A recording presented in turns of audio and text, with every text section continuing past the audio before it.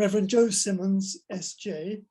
Joe is an American Jesuit currently writing his thesis at Campion Hall on writers of fiction who are bothered by God, which includes reflection on the role of imagination, which follows up, I think, from what we just heard, in theological reflection and the theological implications of works of fiction, such as in Virginia Woolf.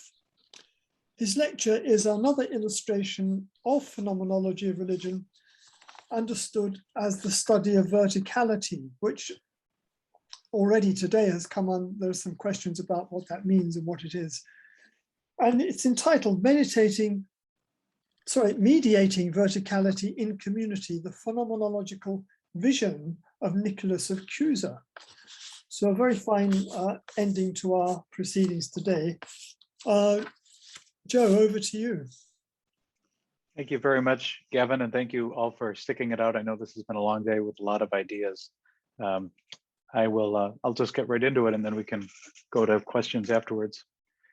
We'll begin with Nicholas of Cusa, 1401 to 1464, is a curious figure in the history of the Catholic Church, but also in the field of international diplomacy, mathematics, and astronomy, to name just a few. A century before Copernicus defended a heliocentric universe, Nicholas of Cusa was arguing that the Earth was round and that the planets did not move around the sun in perfect circles, but ellipses.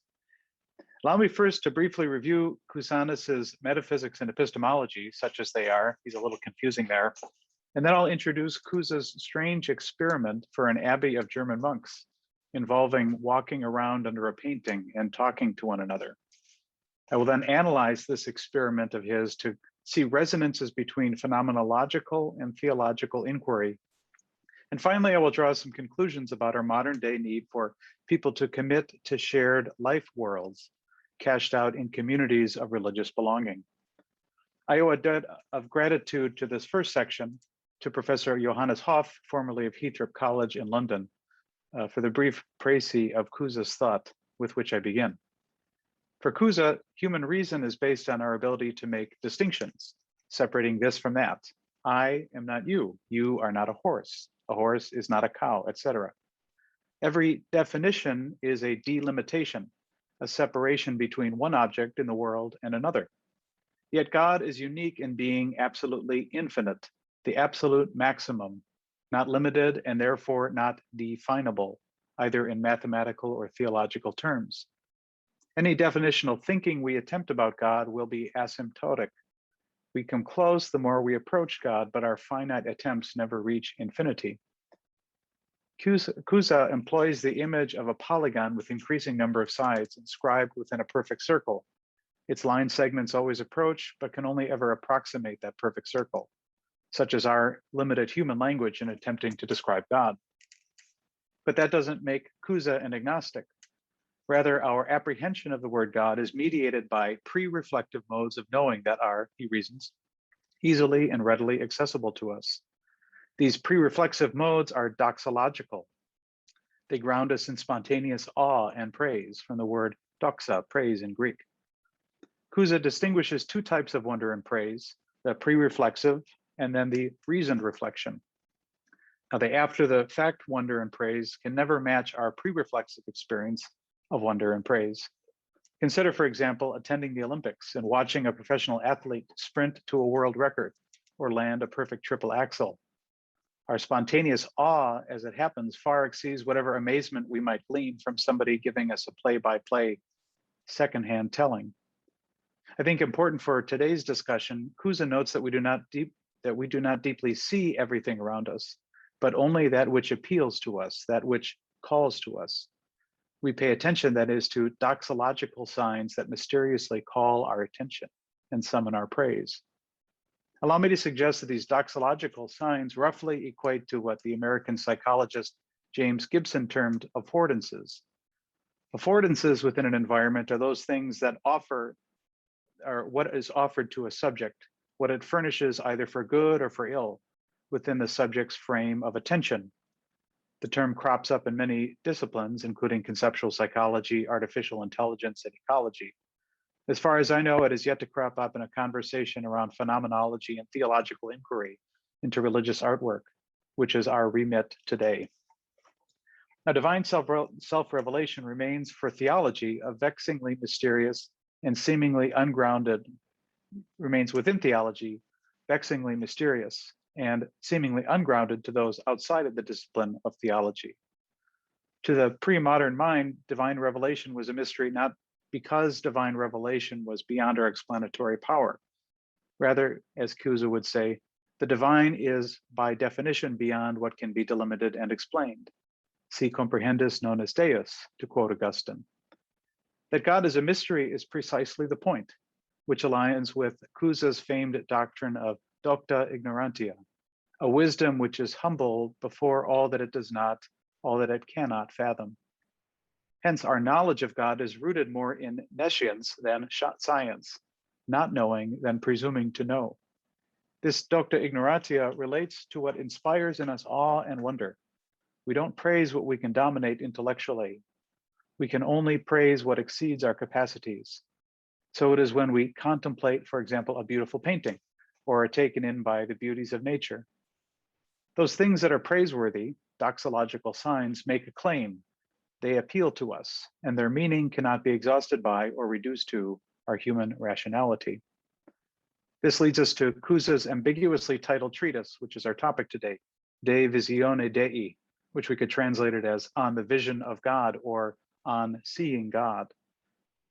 Cusa had sent an icon to the black monks of Tegernsee in Germany, along with instructions for them to hang it on a north wall in a large room, presumably so that the sun coming through southern windows could illuminate the painting. The purpose of this exercise, he writes, is to demonstrate the facility of mystical theology, the ease of the mind's ascent back to God. Now, before addressing the monks, he first grounds his reflection in an appeal to God, asking God to disclose God's self. He writes, I pray first the word from on high and the all-powerful discourse, which alone can disclose itself, may be given to me in order to set forth, according to your grasp, the wonders which are revealed beyond all sensible, rational, and intellectual sight. But by means of a very simple and commonplace method, I will attempt to lead you experientially into the most sacred darkness, end quote. Cusa describes the category of icons that appear to be all-seeing as icons of God, the ones that move around with you as you move in a room. And the icon that he sent to Tegernsee was presumably one of Christ, though the text does not specify. Each of the monks is to stand around the icon equally distant and gaze up at it. And each will note that the face will seem to regard him alone. The apparent singularity of the gaze is a result, Cusanus writes, of the limits of human imagination. He writes, for the imagination of the one who is standing in the east cannot conceive that the icon's gaze is turned in any other direction, such as the west or to the south, end quote. One must then move from his spot and swing around to the other side on the floor, where the gaze remains fixed upon him as he moves from east to west or west to east. Since he knows that the icon is fixed and unchanged, Cusanus writes, the man will marvel at the changing of this unchanged gaze.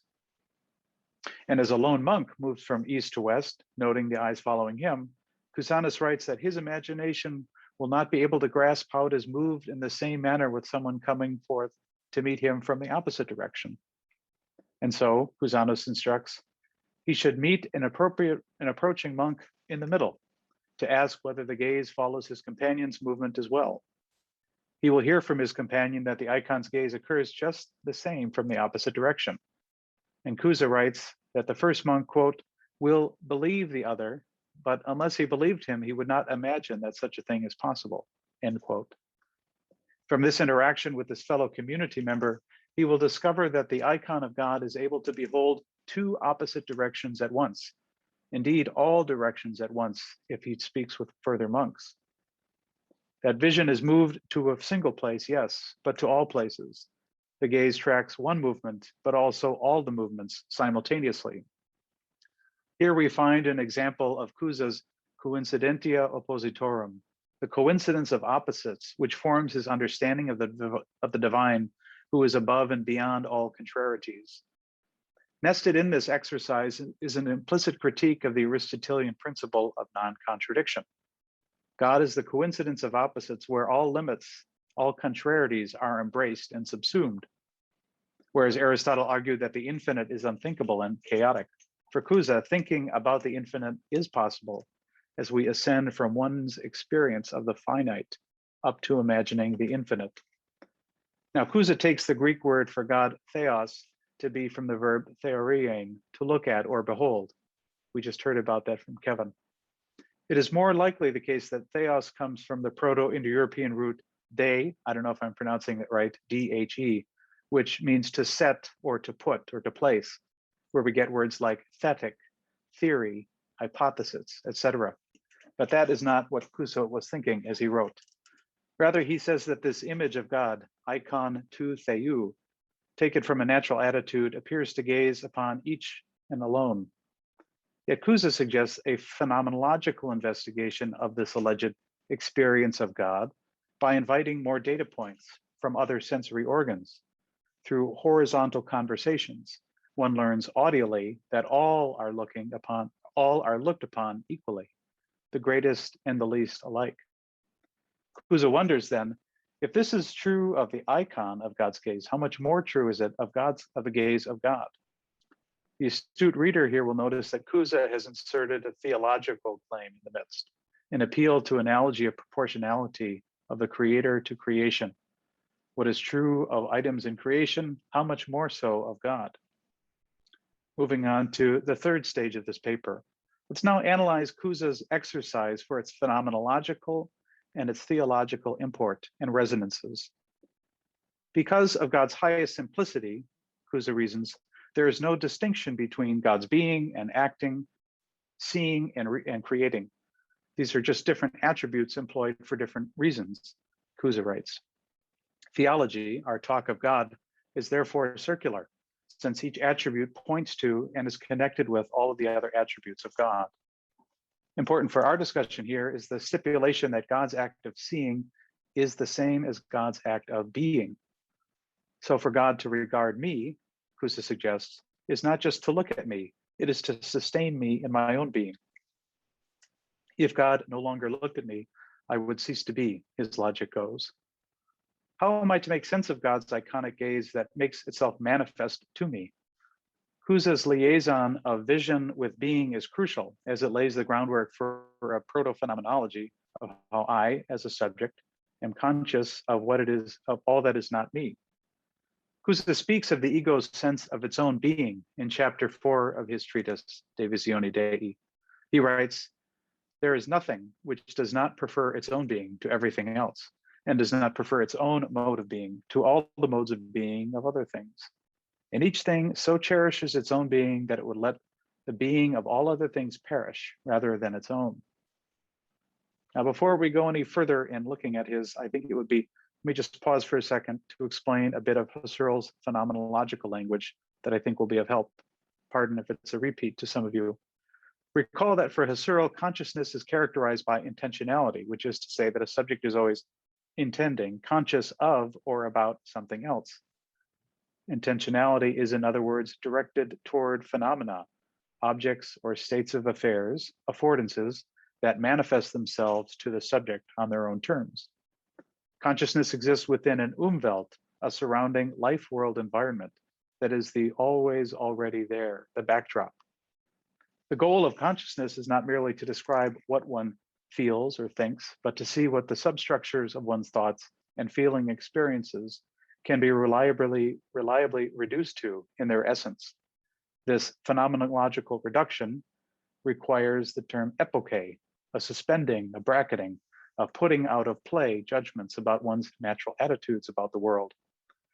Important for this discussion, such epoche also brackets one's beliefs or sentiments or judgments about transcendent and absolute realities without making claims about divine reality or unreality. Having looked at that briefly, I want to take us back to Tegernsee, to these monks, where the icon offers a gaze that reaches out to each of them, that calls for each of their attention. Cusa is laying out what I would say is a phenomenology of contemplation, of doxological intentionality, if you will. A work of religious artwork has addressed me. It has invited my intentional contemplation. He writes at the start of chapter 6, entitled On Facial Vision, quote, "The longer I behold your face, O Lord, the more keenly you seem to fix your glance upon me, and your gaze prompts me to consider how this image of your face is thus portrayed in a sensible fashion, since a face could not have been painted without color, and color does not exist without quantity. But I see the invisible truth of your face represented in this contracted shadow here, not with the eyes of flesh, which examines this icon of you, but with the eyes of the mind and intellect. When I consider how this face is the truth and most adequate measure of all faces, I am numbed with astonishment." End quote. I think in this passage, Cusa is explaining the noetic act of intending, noesis, intending this icon of God. The icon is his object of intention. Intending this object forms a noema, as Kevin was talking about, a mental representation, which is the intentional content of his wondering. The sense or meaning that is constituted by this act of noesis, by intending the icon, is what Husserl calls the noematic Sinn, or sense.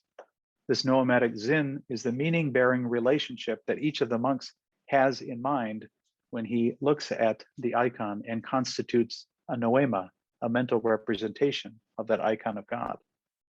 The unique relationship one monk has with the icon cannot be replicated by another, and yet each monk intends the icon and forms his own noematic Sinn, his own sense of the icon, if you will. Cusa continues his address to God thus, quote, "A human being cannot judge except in a human way. When a person attributes a face to you, one does not seek it outside the human species, since one's judgment is contracted within human nature. Hence, a young man, if wished to conceive it, would fashion your face as a youthful face. A grown man would fashion yours as a manly face, and an older man as an elderly face," end quote. Allow me to suggest that for Cusa to say that our human vision is contracted within human nature, he is anticipating phenomenological language of seeing as. A monk cannot see the icon from a place of nowhere. Rather, he sees as a subject bounded by space and time, just like you and me, with our limited human reason. But recall that Cusa says we can approach, without ever reaching the infinite, by probing the finite world, collecting finite data points, moving around to see what was unavailable in that easier natural state of affairs. It seems to me that Cusa prescribes that each monk undergo his own phenomenological reduction of his own contemplative intentionality. The gazing monk reflects on what he sees from one perspective, and he brackets that perception of God and moves to another place. And in that other place, he recognizes his initial intentional content was helpful but incomplete. This requires the free imaginative variation of movement, considering different angles of the icon to see what remains after reducing sensory variations. Cusa calls this a reflection on one's contracted judgment. I suggest that this is Husserlian epoche, bracketing of one's natural attitudes and judgments about this apparently unique religious experience. And so, Cusa can write, "Whoever undertakes to see your face, Lord, so long as one conceives anything, is far removed from your face, for every concept of a face is less than your face." There's a recognition that the object of intention, this icon of God existing extramentally, enjoys existence independence from any one of their intentional content. So where do phenomenology and theology part ways? Allow me to make an important distinction here. Husserl prescribes the phenomenological reduction in order to move from the ego's blinkered consciousness to a transcendent ego, aware of its place in the world of extramental objects. Like Husserl, Cusa begins with how things are represented in the mind and to the mind. But Cusa and Husserl part ways, I believe, in their goals. Cusa is proposing a reduction in a different sense, not boiling down states of affairs to their essences as one might reduce a nice spaghetti sauce, but a reductio in the sense of anagoge, a pedagogical leading back. But leading back to what? Well, in the 13th century, St. Bonaventure wrote his treatise De Reductione Artium ad Theologiam, on the reduction of the arts to theology. In it, he spoke of art's purpose as to lead the observer back to contemplating God. All of the arts, Bonaventure argued, present beauty to us as a way towards a mystical ascent back to the divine. Now, this anagogical ascent, I think, is what Cusa is after. He describes the procession and return of creator to creature, the unfolding and the returning. O Lord, he writes, I turn once again in order to find you beyond the wall of the coincidence of enfolding and unfolding. And at one and the same time I go in and out through the door of your word and concept, I find most sweet nourishment. When I find you to be a power that enfolds all things, I go in. And when I find you to be a power that unfolds, I go out. From creatures, I go in unto you, who are creator. Go in from the effects unto the cause. I go out from you, who are creator. Go out from the cause unto the effects. I both go in and go out when I see that going out is going in, and that likewise going in is going out. He can be kind of cheeky. This interpretation of reductio to God finds some sympathies in interpretations of Husserl's reduction to the radical subject. But I believe that Carl Sherry, who's presenting in the next few days, will be addressing this more in details. I'm happy to talk about that, but in the interest of time, I'll move it along a little bit. Though interesting, I'll leave minority opinion interpretations of Husserl to the side to return to our principal subject. Cusa suggests we can come to recognize that God's gaze is infinite, not just from my solitary phenomenological reduction, but through the inter-subjectivity that conversation and empathic recognition provide. Husserl lays out in the fifth of his Cartesian meditations, an analysis of intersubjective experience, which is crucial for how we constitute both ourselves as objectively existing subjects, but also other experiencing subjects, and indeed the spatio-temporal world we inhabit.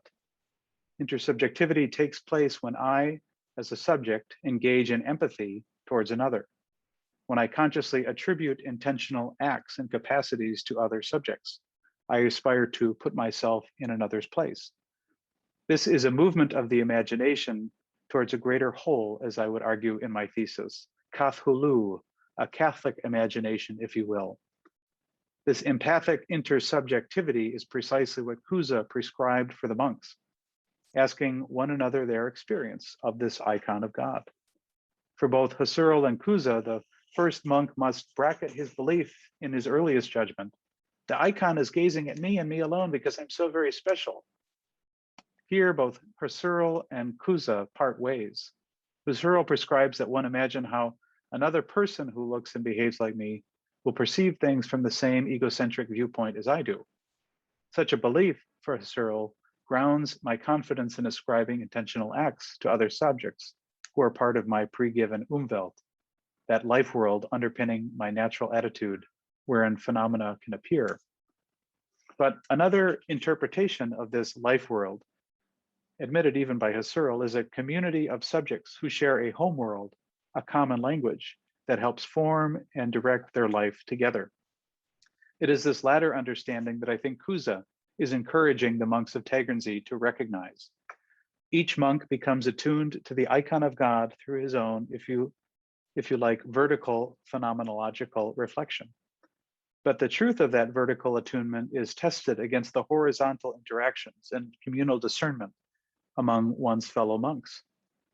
And for the monks of Tegernsee, the life world of their abbey is both the religious backdrop and the phenomenological safeguard against the excesses of the ego. And as a priest living in community, I can assure you that all priests do not have an ego. In fact, we care for each other very, very well. It's never an issue. Anyways, it is for this reason that church communities, particularly within the Catholic Church, are cautious of both claims of private revelation and of those who claim to be spiritual but not religious. The religio of religion is a binding together, a set of theological doctrines and language and shared rituals that help people to form a life world together. Now, because of limited time, I'll not extend this argument into the field of ecclesiology, which talks about how churches constitute and understand themselves. Suffice it here to say that Cusa's exercise for the monks of Tegernsee was a simple but profound examination of doxological signs. Art, when done well, grounds not merely one observer, but many together, for whom that one piece of artwork becomes a shared object of intentionality, indeed an object of contemplation. One comes to recognize that an icon can be religious in two ways. First, in the common sense of treating a religious theme, a devotional icon, for example. But it can also be a religious icon in the sense of an image that binds people together, religio, in a shared life world, inviting communal discernment of vertical judgments. All of life, Cusa is suggesting in this work, is lived coram Deo, in the presence of God, before God, under the gaze of God, face to face with God. One might believe in revelation without participating in the ecclesial habits of faith, like Christians who might prefer hiking under a forest canopy instead of the prescriptive rhythms of liturgy. Still, another Christian might affirm divine revelation without it ever instilling awe in him, reducing the mysteries of the faith to moral codes and biblical fundamentalism and ethics. But a community of faith, correcting the excesses of too little or too much subjectivity, binds together the vertical and the horizontal. And this cruciform is formed for the crucial task of reductio to the praiseworthy source of consciousness itself, the Lord in whom we live and gaze and have our being. Thank you.